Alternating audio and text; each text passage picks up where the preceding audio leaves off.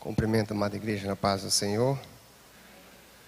Esse último hino que foi cantado fala uma das frases ou das expressões do livro de Jó, que é muito maravilhosa, de como devemos agir diante de todas as dificuldades daquilo que o Senhor tem para nós. Mas no capítulo 19 do mesmo livro que contém o seu nome, de Jó, no capítulo 19, versículo 25 e o 26, Jó vai falar a expressão mais profunda do seu livro, que deveria ser a maneira que nós devemos agir diante daquilo que ele tem. Eu vou estar lendo na versão NVT, mas você pode acompanhar o que está aí na tela. Jó, respondendo aos seus amigos, ele diz: quanto a mim, sei que o meu Redentor vive, e que um dia, por fim, ele se levantará sobre a terra. E depois que o meu corpo tiver se descomposto, ainda assim, em meu corpo, eu verei a Deus. Você crê que um dia estará com o Senhor? A resposta de Jesus a esta expressão de Jó está no livro de Hebreus, capítulo 7, versículo 25, quando ele usa o escritor para dizer assim: mas visto que ele, Jesus, vive para sempre e o seu sacerdócio é permanente, portanto, ele é capaz de salvar de uma vez por todas aqueles que se aproximam de Deus por meio de Jesus. Ele vive sempre para interceder em favor deles, daqueles que creem nele, daqueles que confiam no Senhor. Quando Jó diz essa expressão, eu sei que o meu Redentor vive e que por fim ele se levantará sobre toda a terra, nós precisamos entender a posição em que Jó estava. Porque é fácil às vezes nós louvar ao Senhor no meio da bonança e tudo que está acontecendo, mas os irmãos conhecem a história. O primeiro capítulo de Jó vai nos dizer que ele perdeu tudo que tinha, perdeu os filhos, e a sua esposa, que o acompanhara por toda a sua vida, diz: olha, amaldiçoa o seu Deus e morre. E aí então Jó pode dar essa expressão que os irmãos cantaram: receberia eu o bem de Deus e não o mal de Deus? O Senhor me deu, o Senhor o tomou, bendito seja o nome do Senhor.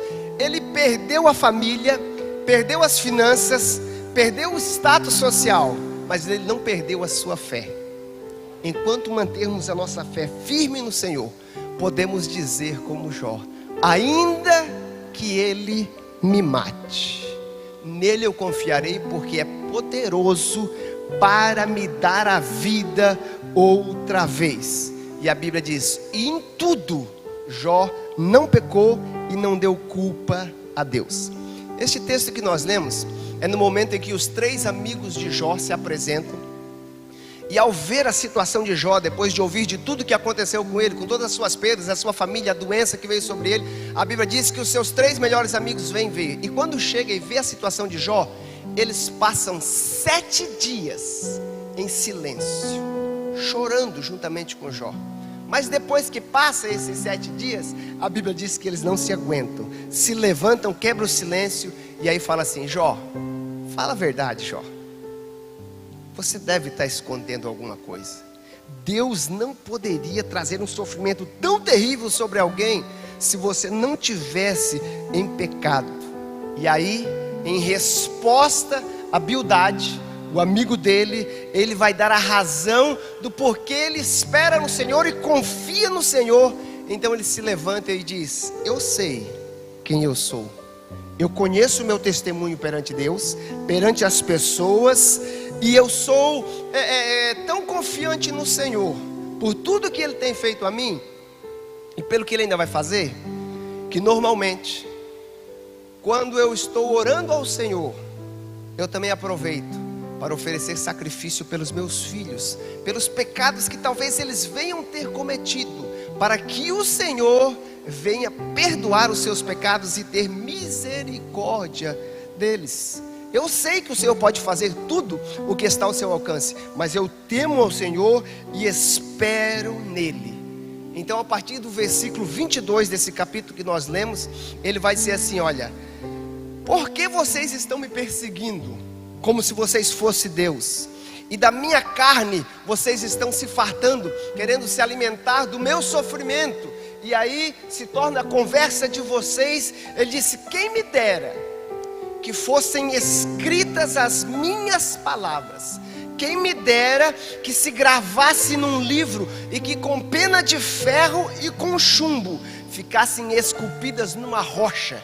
Porque eu sei que o meu Redentor vive e que por fim se levantará sobre toda a terra. Sabe o que o Jó estava dizendo? Eu não posso dizer o porquê desta prova. Eu não sei o porquê que o inimigo se levanta contra a sua vida. Também não sei o porquê das doenças que vêm sobre tantas pessoas, do porquê dessa doença sobre a minha vida. Mas tem uma coisa que eu sei: o meu Redentor continua vivo. O meu Redentor, ele não perdeu o controle da situação. Olha só, eu posso não saber quem são meus verdadeiros amigos que vieram aqui para estar comigo. Eu posso não saber quanto tempo eu ainda tenho para viver. Mas uma coisa eu sei: Ele está vivo, está centrado no trono, e no tempo certo Ele vai se levantar. Sabe, os teólogos dizem que Jó se levanta aqui com uma fé progressiva, escatológica. E ele vai ver algo muito além dele, porque Jesus Cristo só vai vir em torno de 1500 anos depois do tempo de Jó. Mas ele está vendo o Senhor como Abraão, que a Bíblia diz que viu o futuro e creu no Senhor, e reconheceu que Ele era poderoso para ressuscitar Isaac se fosse necessário. Por isso Ele o ofereceu. Jó até parece um cristão dos nossos dias, da maneira como ele fala. Mas Jó, ele não era um cristão, mas ele era crente.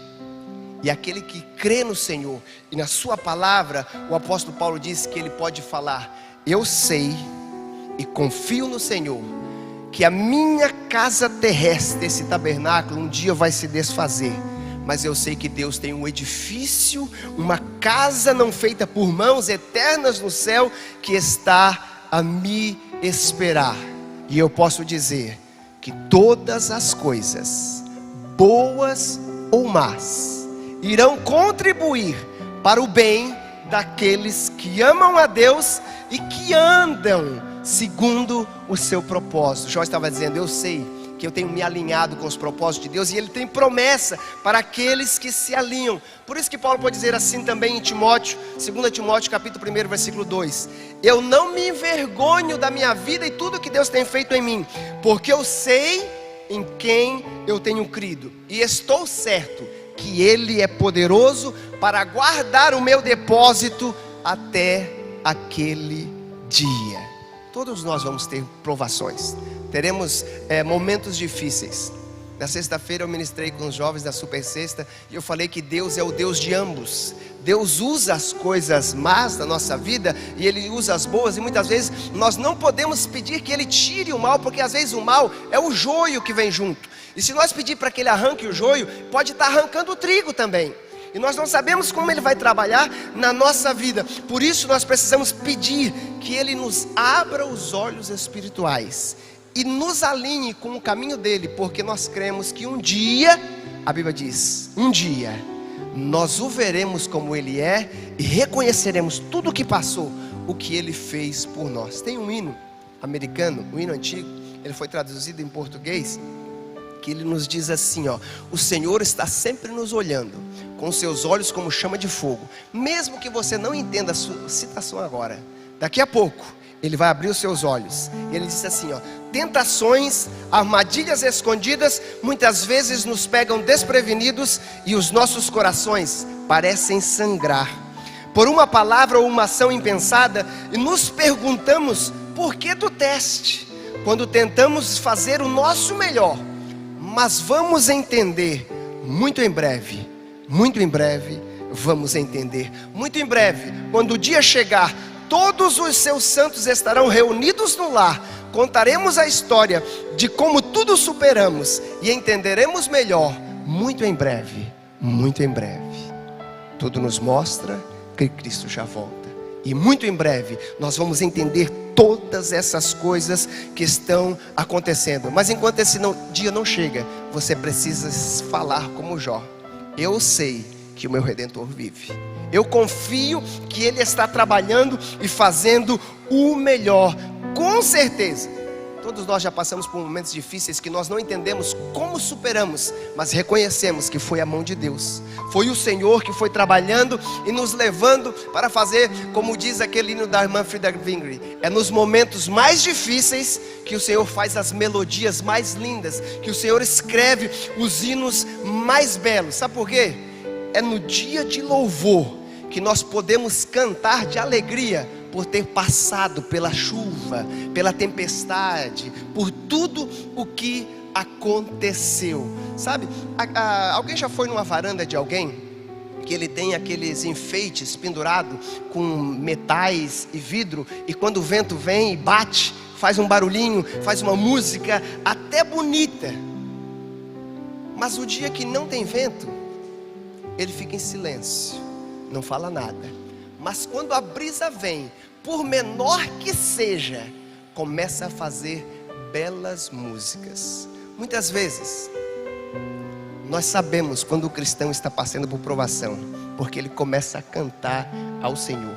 E muitas vezes nós pensamos, mas por que o Senhor nos coloca a passar por provações? E nós não entendemos o que Ele está fazendo. É porque talvez Ele esteja com saudade de ouvir a sua voz, de você cantar. E aí Ele diz, vou soprar um vento, porque faz tempo que Ele não canta, que Ele não me busca mais. Eu quero que Ele tenha um testemunho para declarar as grandes coisas que Ele tem feito a nós. Os irmãos sabiam, já notaram,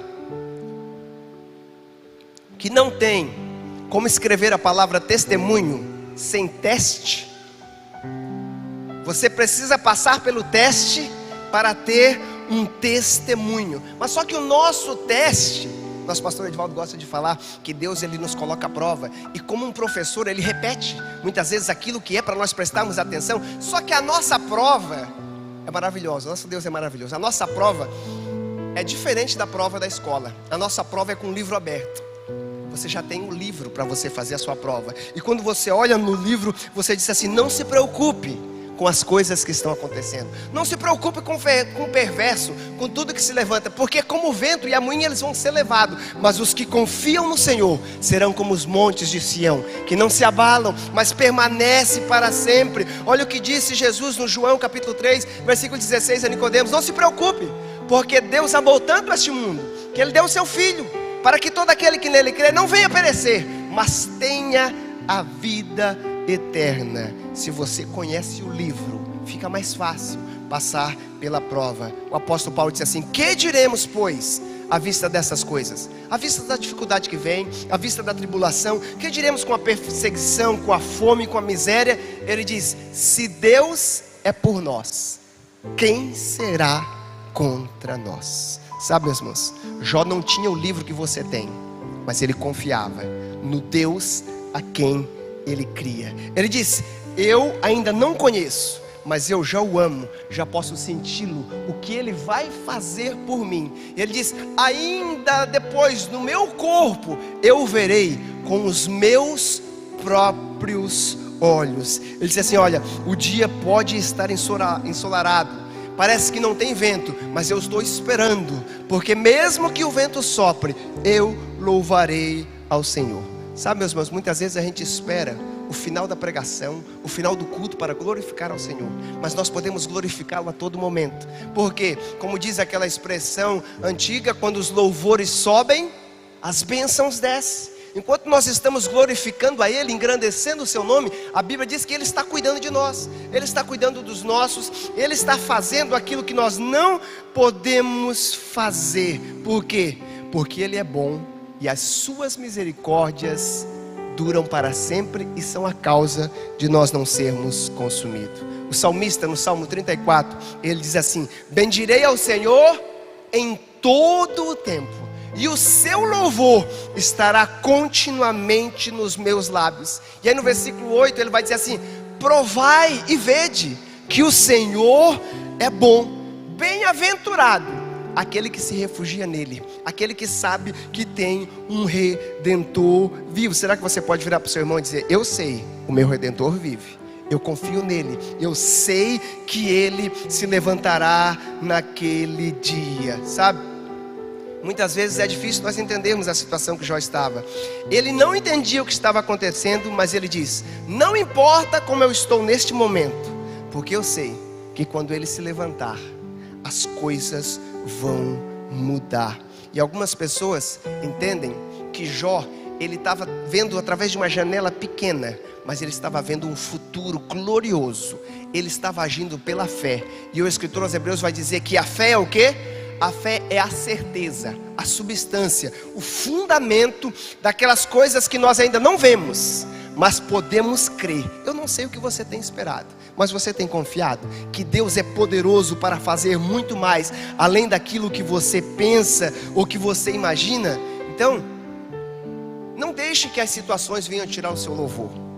Muitas vezes os descrentes, eles olham para nós e eles não entendem. Como que pode esses crentes louvar a Deus por um carro que ele ainda nem ganhou, por uma casa que ele está orando? Por quê? Nós estamos crendo e confiando que é Ele quem vai nos dar. Por quê? Porque o mesmo escritor de Hebreus que falou que a fé é a certeza das coisas que não se esperam, ele diz que sem fé é impossível agradar a Deus. Mas ele diz: mas aqueles que se aproximam dele têm que crer o quê? Que ele existe e que é galardoador dos que o buscam. Então nós precisamos entender quem é esse galardoador, quem é esse que nós devemos buscar. E para isso, a gente precisa entender o que é a palavra redentor. Quem é redentor? O que é esse personagem e o que ele faz por nós? Em hebraico, essa palavra redentor é a palavra goel, que quer dizer aquele que toma o nosso lado, aquele que se aproxima de nós, o nosso advogado, o nosso vindicador, aquele que vai vingar. Você não precisa querer fazer as coisas com a sua mão. Ele diz: eu cuido de você.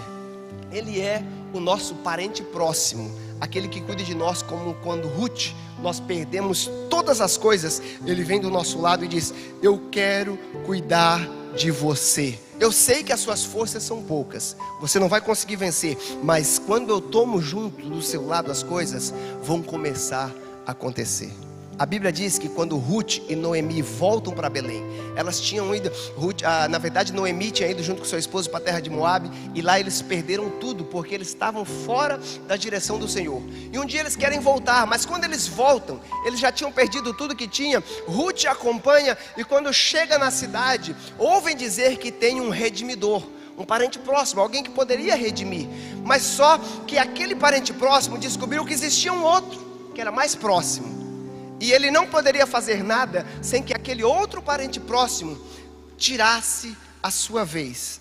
A Bíblia diz que o nome dele era Boaz. Ele se apresenta junto com 10 testemunhas na porta da cidade e diz assim: sabe, Noemi, aquela esposa de Elimeleque, pai de Malom e de Quilom, eles foram para a terra de Moabe e perderam tudo que tinha. Você é o próximo da família que ficou cuidando de tudo deles. Sabe de uma coisa? Eles voltaram. E a nossa lei diz que você precisa resgatá-los, redimi-los depois de um tempo. Mas só que tem uma coisa: para você redimir eles, você vai ter que casar com Ruth, para dar um descendente, para que o nome da família deles não se percam. E a Bíblia diz então que este parente próximo, que estava mais interessado nas terras que era de Noemi do que em abençoar a vida dela, ele disse: não, eu não posso casar com Ruth. E então Boaz disse assim: então faz uma coisa, tire o seu calçado e me apresente a mim. Porque dentro da tradição judaica, quando a pessoa tirava o calçado, ela estava dizendo: eu não tenho mais direito de pisar naquilo que pertence àquela pessoa, e eu estou passando o meu direito a você. E Boaz disse: olha, tem uma coisa, você não pode, na verdade você pode, mas você não quer. Mas eu posso e eu quero, e eu vou resgatar Ruth e Noemi. E a Bíblia diz que Ruth e Noemi, que começaram catando espigas no campo de Boaz, de repente são levados para casa, e ela vem casar com Boaz, e vai ter um filho, e o seu filho se torna o pai de Jessé, que vai ser o pai de Davi, que vai ser o grande rei de Israel. Quando nós esperamos no Senhor, no momento certo Ele vem e Ele restaura a nossa situação. Eu tenho certeza que estou aqui hoje porque alguém um dia intercedeu por mim, e porque o Senhor viu-me com seu amor de compaixão, e Ele disse: eu sou capaz de te resgatar, Eu sei que por si mesmo você não vai conseguir, mas se você confiar em mim, eu sou capaz de te salvar. Porque Jesus, ele não somente é o nosso Salvador, mas a Bíblia diz que ele deseja e tem o poder de mudar tudo o que aconteceu no nosso passado e nos dar uma oportunidade de estar na presença de Deus. Você confia nele? Só que às vezes é fácil falar que confiamos quando tudo vai bem, mas como Jó, muitas vezes nós temos dificuldade. E quando eu falo sobre isso, eu me lembro dos 3 jovens hebreus. Nosso pastor Edivaldo gosta de falar muito da situação, da posição deles. A Bíblia diz que o Nabucodonosor tinha levantado uma estátua, disse, olha, que aqueles que não se dobrarem serão lançados na fornalha. E aí eles não se dobraram e o rei disse, olha, manda chamar eles que nós vamos dar outra oportunidade. Vai tocar tudo de novo e vocês vão ter a oportunidade de agora se dobrar e aceitar a situação. A Bíblia diz que eles falaram assim, sabe de uma coisa, rei? Nós nem precisamos fazer uma reunião para essas coisas, porque o Deus a quem nós servimos, ele é capaz, ele é poderoso para nos salvar. Mas mesmo que ele não nos salve, nós não vamos nos dobrar. Quanta situação tem se levantado e nós temos trocado a oportunidade de ver o nosso Redentor se levantar, porque nós temos se dobrado diante de algumas situações. Sabe, quando nós não nos dobramos, quando nós confiamos, mesmo que parece que tudo está impossível, que mandaram aquecer 7 vezes mais, a Bíblia diz que quando lançaram eles dentro da fornalha, a Bíblia diz que no mesmo instante o próprio Filho de Deus estava lá. Sabe, Deus não é poderoso só para te salvar do fogo, mas ele disse, se for necessário, eu vou andar contigo no meio do fogo. Quando passares pelas águas, elas não te submergirão. Quando passares pelo fogo, chama alguma não arderá em ti. Por quê? Porque eu sou capaz, eu sou poderoso, eu tenho todo o poder. E além de ele ter todo o poder, sabe o que é mais lindo? Ele nos envolve na missão de salvar outras pessoas. Ele nos salva e diz, agora eu quero que vocês entendam que vocês precisam fazer este trabalho. E aí eu pergunto para você e eu começo a concluir, porque o nosso tempo é muito curto. Quantos de vocês que, sabendo que alguém está dentro de uma casa que está pegando fogo, mas que ainda não descobriu que está pegando fogo, talvez esteja dormindo, que não largaria tudo para entrar dentro daquela casa e salvá-lo e dizê-lo, avisá-lo, o fogo está pegando?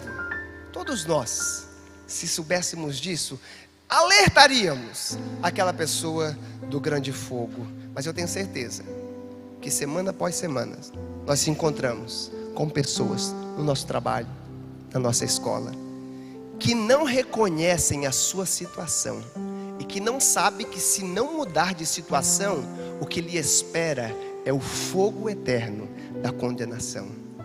E você está vendo eles dentro desse fogo e muitas vezes não tem coragem de falar que existe um que é poderoso e que pode salvá-los e que pode resgatá-los. Por quê? Porque é muito fácil falarmos das coisas quando não vai ter um risco para nós e nós não entendemos que é importante nós nos colocarmos à disposição do Senhor, porque Ele não pensou 2 vezes para tomar o nosso lugar.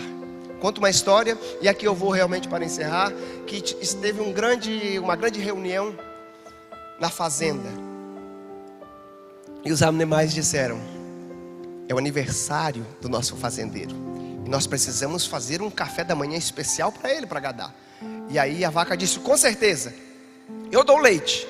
A galinha disse, sim, eu dou o ovo para nós fazer um omelete, mas um omelete bem do bom só é se tiver o bacon. Todo mundo disse, com certeza, precisa do bacon. Aí o porco disse, não, eu não concordo. Porque para ter bacon, eu tenho que morrer. Eu tenho que dar minha vida. Só porque o nosso Redentor te ama tanto, que Ele disse, eu me entrego, eu me dou para te salvar, para te resgatar, para transformar a sua vida em uma nova vida. Eu não sei como você tem andado. Talvez você tenha deixado os caminhos do Senhor, ou talvez você conhece pessoas que estão distantes e que a consequência da vida que ele está vivendo será terrível. Mas você conhece um que pode salvá-lo. E é minha e é sua responsabilidade dizer que eu conheço um Salvador que é poderoso e que disse que está disponível para nos resgatar. Quantas portas ele já não abriu para você? Por que você não estende a mão e diz: olha, tem alguém que está batendo a porta do seu coração, eu estou ouvindo. Por que você não abre? Ele quer entrar, ele quer estar com você, ele quer dizer para você que ele é o único que pode saciar a sua fome. Ele é o único que pode tirar esta tristeza do seu coração. Meus irmãos, Jó passou por tudo aquilo, mas ele teve a experiência de reconhecer quem era o seu Redentor. Talvez você está aqui, é muito bom virmos no domingo e louvar ao Senhor pelo que Ele fez por nós. Mas existem pessoas que estão a caminho de uma grande condenação. Eu gostaria de convidar você a ficar de pé. Nosso tempo já se esgotou. Este nosso Redentor, Ele entregou a sua vida na sexta-feira de Páscoa. Mas a Bíblia diz que no domingo pela manhã Ele se levantou e disse: foi-me dado todo o poder no céu e na terra, e aquele que invocar o meu nome será salvo. Por isso, eu gostaria de perguntar: existe alguém aqui que gostaria de ter esse Salvador, este Redentor junto com você, que você não tem certeza do seu amanhã? Que se você morresse hoje, você não tem certeza se você estaria para sempre com o Senhor, e você gostaria de entregar a sua vida a Ele e pedir: Senhor, eu quero que o Senhor me abençoe, eu quero ter este Redentor próximo de mim. Temos alguém que gostaria de fazer um compromisso com o Senhor?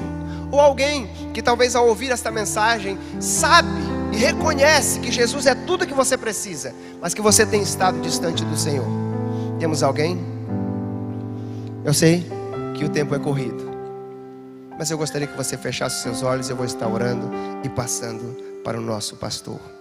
Pai, te louvamos e agradecemos porque Tu não tivesse por usurpação ser igual a Deus, mas se esvaziasse para tomar o nosso lugar, para que hoje nós pudéssemos, como Jó, dizer: eu sei que o meu Redentor vive e que por fim se levantará outra vez poderoso para me salvar. Mas me dê a coragem, Senhor, encoraja os nossos irmãos a entender que nós fomos salvos para fazer uma grande obra, para abrir os olhos do cego, como disse Paulo, para falar às pessoas que existe um que é poderoso e que quer salvá-los, e que precisa de homens e de mulheres que digam como Isaías: eis-me aqui, Senhor, envie-me a mim. Que Deus abençoe a vida dos irmãos.